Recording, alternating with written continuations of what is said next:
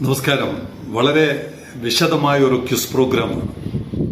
Programme മുഴുവൻ ചോദ്യമാണ്. ചോദ്യത്തിന്റെ ഒടുവിൽ ഉത്തരം കണ്ടുപിടിക്കണം. ശരിക്കും ആരംഭിക്കുന്നു.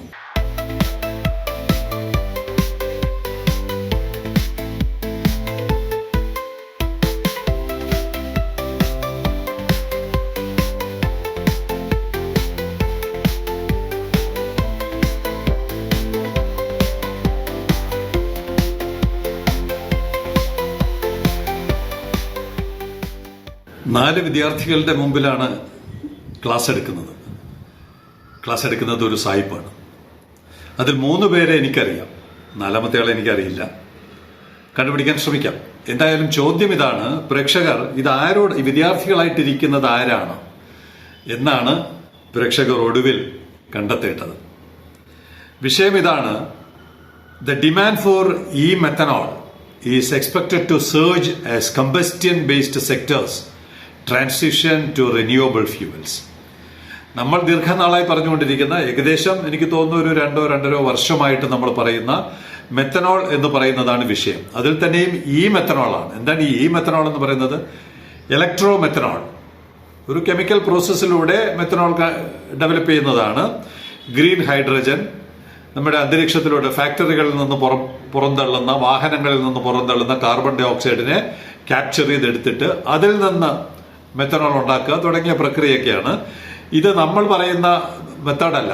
എല്ലാം ലക്ഷ്യം ഒന്നാണ്, മാർഗം പലതാണെന്ന് പറയുന്നത് പോലെ മെത്തനോൾ ഉൽപ്പാദിപ്പിക്കലാണ്. നമ്മുടേത് ഗ്രീൻ മെത്തനോളാണ്, ഇത് മെത്തനോളാണ്. The demand for methanol is expected to surge as combustion based. Combustion എന്ന് പറഞ്ഞാൽ എന്താണ്? നമ്മുടെ കാറ്, ട്രക്ക് അതുപോലുള്ള വാഹനങ്ങളിൽ വരെ ഇത് ഉപയോഗിക്കാവുന്ന തരത്തിൽ മെത്തനോൾ വികസിക്കുന്നു. The demand for methanol is expected to surge as combustion-based sectors transition to renewable fuels. ഇങ്ങനെയുള്ള റിന്യൂവബിൾ ഫ്യൂവൽസ് ആയിട്ട് ഇത് വളർന്നുകൊണ്ടിരിക്കുകയാണ്. methanol is positioned to become a key energy carrier across multiple industries. വാഹനവും ട്രാൻസ്പോർട്ടേഷൻ മാത്രമല്ല, മറ്റു പല മേഖലകളിലും methanol ഒരു ഇന്ധനമായി വളർന്നുകൊണ്ടിരിക്കുന്നു. methanol is expected to play a leading role across. കൃത്യമായി അദ്ദേഹം പറയുന്നുണ്ട് ഏതൊക്കെ മേഖലകളിലായിരിക്കും മെത്തനോൾ ഇനി വളരുന്നത്. Road transportation, maritime shipping, aviation എന്ന് പറയുമ്പോൾ അറിയാലോ, സസ്റ്റൈനബിൾ ഏവിയേഷൻ ഫ്യൂവൽ. മെത്തനോളിൽ നിന്ന് വീണ്ടും ഒരു സ്റ്റേജ് കൂടെ കഴിയുമ്പോൾ ചെയ്തെടുക്കാവുന്നതാണ് സസ്റ്റൈനബിൾ ഏവിയേഷൻ ഫ്യൂവൽ അഥവാ SAF, as a feedstock for sustainable aviation fuel. അപ്പോൾ വിമാനങ്ങൾക്ക് വേണ്ടിയുള്ള സാഫിന്റെ ഫീഡ് സ്റ്റോക്ക് ആയിട്ട് methanol. This broad and accelerating demand creates a solid foundation for large scale capital intensive projects. ഇത്തരത്തിലുള്ള ഒരു വലിയ മുന്നേറ്റം മേഖലയിൽ നടക്കുമ്പോൾ രംഗത്ത് വലിയ തോതിലുള്ള ഇൻവെസ്റ്റ്മെന്റ്സ്, ക്യാപിറ്റൽ ഇന്റൻസീവ് പ്രൊജക്റ്റ് ആയിട്ടുള്ളത് കൊണ്ട് വലിയ തോതിലുള്ള നിക്ഷേപം രംഗത്ത് വരും. ഇനി അതിനകത്ത് എന്തൊക്കെയാണ് ഭാവിയിൽ വരാവുന്ന കണക്കുകൾ, അതിനെക്കുറിച്ചും അദ്ദേഹം വിശദീകരിക്കുന്നുണ്ട്. 2040 ആകുമ്പോൾ, ഇനി എത്ര വർഷമുണ്ട്? 14 വർഷം. 2040 ആകുമ്പോൾ ഇന്ന് ഓടുന്ന ലോകം മുഴുവനല്ല, ഇത് യൂറോപ്പാണ്. യൂറോപ്പിനെ കുറിച്ചാണല്ലോ പറയുന്നത്. യൂറോപ്പിലെ 37% കാറുകൾ മെത്തനോളായിരിക്കും. ട്രക്കുകളിൽ 62% മെത്തനോൾ ഉപയോഗിച്ചായിരിക്കും. കപ്പലുകളിൽ 83%. ലോകത്തോടുന്ന കപ്പലുകളിൽ, യൂറോപ്പെന്ന് പറയാൻ പറ്റില്ലല്ലോ, കപ്പലാവുമ്പോൾ കടലുകൾ മുഴുവൻ ഓടുന്നത്. ലോകത്തിലോടുന്ന കപ്പലുകളിൽ 83%. വിമാനങ്ങൾ, എയ്റോപ്ലെയിൻ 99% സാഫായിരിക്കും. ഇങ്ങനെ വരാൻ പോകുന്ന ഒരു കാലത്തെക്കുറിച്ച് ഒരു ക്ലാസ് എടുക്കുകയാണ്. സെയിലിംഗ് കമന്ററിയുടെ ആവശ്യം പറഞ്ഞതിനകത്ത് എന്തെങ്കിലും പുതുതായിട്ടുണ്ടോ? ഒരുപക്ഷെ അവസാനം പറഞ്ഞ പ്രൊജക്ഷൻ 2040 കണക്ക് നമ്മൾ കൃത്യമായി പറഞ്ഞിട്ടുണ്ടാവില്ല. ബാക്കിയെല്ലാം methanol, methanol, green methanol, SAF, road transportation, maritime തുടങ്ങിയ എല്ലാ കാര്യങ്ങളും നമ്മൾ പറയാത്ത ഏതെങ്കിലും കാര്യം ഇതിനകത്തുണ്ടോ? സെയിലിംഗ് കമന്ററിയിലൂടെ നിങ്ങൾ കേൾക്കാത്ത ഏതെങ്കിലും കാര്യങ്ങൾ ഇതിനകത്തുണ്ടോ? അങ്ങനെയാണെങ്കിൽ ഈ വിദ്യാർത്ഥികളായി ഈ കേൾക്കാനിരിക്കുന്നത് ആരായിരിക്കും? ചോദ്യം അതാണ്. ഇത്രയും കാര്യങ്ങൾ കേൾക്കാൻ വിദ്യാർത്ഥികളായി ഇരിക്കുന്നത് ആരായിരിക്കും എന്ന് നിങ്ങൾക്ക് ഇപ്പോൾ എഴുതി വെക്കാം. സെയിലിംഗ് കമന്ററിയെ നിങ്ങളെ പിന്നീട് അറിയിച്ചാൽ മതി. ഇപ്പോൾ നിങ്ങൾക്ക് എഴുതാം. ഈ 3 പേർ, പ്രധാനപ്പെട്ട 3 പേരുണ്ട്. ആ 3 പേർ ആരാണെന്ന് നിങ്ങൾക്ക് പേര് എഴുതി വെക്കാം. എന്നിട്ട് സെയിലിംഗ് കമന്ററി ഇപ്പൊ തന്നെ ഉത്തരം പറയാം.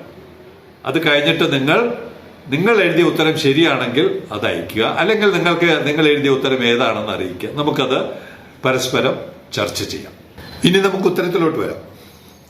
നമ്മുടെ നിർമ്മല ഭവൻ, തുടക്കം അവിടെ നിന്നായിരുന്നു. തലസ്ഥാനത്തെ നിർമ്മല ഭവൻ, അത് കഴിഞ്ഞ് പട്ടത്തെ ഗവൺമെന്റ് ഹൈസ്കൂൾ, അങ്ങനെ പല സ്കൂളുകൾ നിരന്തരം കത്തെഴുതി. കൊല്ലത്ത് ഇപ്പോഴും എഴുതിക്കൊണ്ടിരിക്കുകയാണ്. അങ്ങനെ ഒരു വലിയ ജനകീയമായ ഒരു പ്രവർത്തനം പോസ്റ്റ് കാർഡ് എഴുത്ത് നടത്തിക്കൊണ്ടിരിക്കുകയാണ്. 3 പേർക്കാണ് എഴുതുന്നത്. പ്രധാനമന്ത്രി, കേരള മുഖ്യമന്ത്രി, അതാത് ജില്ലകളിലെ മേയർമാർ അല്ലെങ്കിൽ പഞ്ചായത്ത് പ്രസിഡന്റുമാർ, ഇങ്ങനെയാണ് എഴുതുന്നത്. അപ്പോൾ ഈ മെത്തനോൾ എന്ന് പറയുന്ന വിഷയത്തിൽ വിദ്യാർത്ഥികളായി കേട്ടുകൊണ്ടിരിക്കുന്ന ആരാണ്? ഉത്തരം കിട്ടിയെങ്കിൽ സെയിലിംഗ് കമന്ററി പറയാം. ഇനി നാളത്തേക്ക് വേണ്ടി മാറ്റിവെക്കുന്നില്ല. വിദ്യാർത്ഥികളായി പോയിരിക്കുന്നത് സാക്ഷാൽ നമ്മുടെ പ്രധാനമന്ത്രി, നമ്മുടെ എക്സ്റ്റേണൽ അഫയേഴ്സ് മന്ത്രി ഡോക്ടർ എസ് ജയശങ്കർ, മൂന്നാമത്തത് സാക്ഷാൽ Ajit Doval, national security adviser. ഇത്രയും പ്രധാനപ്പെട്ട ആളുകൾ വിമാനത്തിൽ കയറി യൂറോപ്പിൽ പോയിരുന്ന് സായിപ്പ് എന്തോ വലിയ കാര്യം പറയുന്നത് പോലെ പഠിപ്പിച്ചു കൊടുക്കുന്ന വിഷയം കഴിഞ്ഞ 2-2.5 വർഷങ്ങളായി നമ്മൾ ഇവിടെ വാതോരാതെ സംസാരിച്ചുകൊണ്ടിരിക്കുന്നു. കത്തുകൾ അയക്കുന്നു, നിവേദനങ്ങൾ കൊടുക്കുന്നു. മുഖ്യമന്ത്രിയുടെ ഓഫീസിൽ നിവേദനമെത്തി. ഞാൻ ഇമെയിൽ പ്രധാനമന്ത്രിക്ക് അയച്ചിട്ടുണ്ട്. അങ്ങനെ നമ്മുടെ കുട്ടികൾ നിരവധി മെയിലുകൾ അയച്ചു. ഹിന്ദിയിലും ഇംഗ്ലീഷിലും മലയാളത്തിലും എല്ലാം അയച്ചിട്ട് അതിന്റെ മേൽ ഒരു നടപടി സ്വീകരിക്കാത്ത ദേശീയ നേതൃത്വം. പ്രധാനമന്ത്രിയാണ് വിമാനത്തിൽ കയറിപ്പോയി നോർവേയിൽ പോയിരുന്ന് നോർവേയിലെ സായിപ്പ് പറഞ്ഞാൽ മാത്രമേ ഇതൊക്കെ വലിയ കാര്യങ്ങളാവൂ എന്നുള്ള ഒരു മനോഭാവം, അടിമ മനോഭാവം എന്ന് പറയേണ്ടി വരും.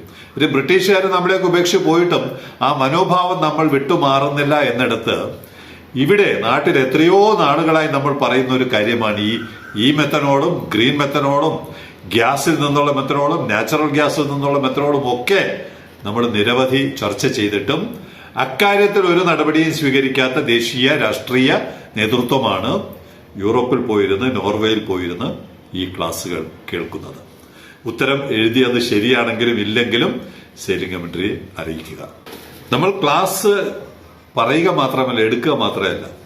തലസ്ഥാനത്തെ 2 ചെറുപ്പക്കാർ, തലസ്ഥാനത്തെയും കൊല്ലത്തെയും 2-3 ചെറുപ്പക്കാർ ചേർന്ന് ഒരു കമ്പനി തുടങ്ങി. ആ കമ്പനിയുടെ പേര് GX Core എന്നാണ്. GX Core എന്താണ് ചെയ്യുന്നത്? Maritime infra for the methanol economy at വിഴിഞ്ഞം. നമ്മുടെ തുറമുഖവുമായി ബന്ധപ്പെട്ട മെത്തനോൾ നൽകുക അല്ലെങ്കിൽ ഉൽപ്പാദിപ്പിക്കുക, കൊടുക്കുക എന്നുള്ള പ്രവർത്തനത്തിന് വേണ്ടി അവരൊരു കമ്പനി രൂപീകരിച്ചു. GX Core is a green energy logistics and infra company incorporated to develop methanol ready assets linked വിഴിഞ്ഞം ഇന്റർനാഷണൽ സീപോർട്ട്. പ്രധാനമന്ത്രിയുടെ ടീം ഇവിടെ വന്നാൽ പോരെ? ഞങ്ങൾ ക്ലാസ് എടുത്ത് വരുമായിരുന്നല്ലോ. ഞങ്ങൾ ക്ലാസ് എടുത്താൽ പ്രധാനമന്ത്രിക്ക് കേൾക്കാൻ പറ്റില്ലേ, പഠിക്കാൻ പറ്റില്ലേ, മനസ്സിലാക്കാൻ പറ്റില്ലേ? ഇവിടെ കമ്പനി വരെ രൂപീകരിച്ചു. By integrating port-linked storage, marine bunkering pathways and industrial corridor planning, GX Core positions Vizhinjam as a future-ready node for clean shipping and energy transition trade. ഭാവിയിൽ വരാൻ പോകുന്ന ഇന്ധനം, മറൈൻ ഇക്കോണമിയിൽ വരാൻ പോകുന്ന ഇന്ധനങ്ങളുടെ മാറ്റത്തിനനുസരിച്ച് പ്രവർത്തിക്കാനും മുന്നോട്ട് പോകാനും കഴിയുന്ന തരത്തിൽ തയ്യാറെടുക്കുന്ന ഒരു കൂട്ടം ചെറുപ്പക്കാരാണ് ഈ കമ്പനിക്ക് നേതൃത്വം നൽകിയിരിക്കുന്നത്. അപ്പൊ ഇങ്ങനെയുള്ള പ്രവർത്തനങ്ങൾ കഴിഞ്ഞ 2-2.5 വർഷമായിട്ട് ഇവിടെ നടക്കുമ്പോൾ നമ്മൾ പറയുന്ന കാര്യങ്ങളെ പൂർണ്ണമായും അവഗണിക്കുന്ന ദേശീയ നേതൃത്വമാണ് രാജ്യം ഭരിക്കുന്നതെന്ന് പറയേണ്ടി വരുന്നതിൽ കടുത്ത വിഷമമുണ്ട്.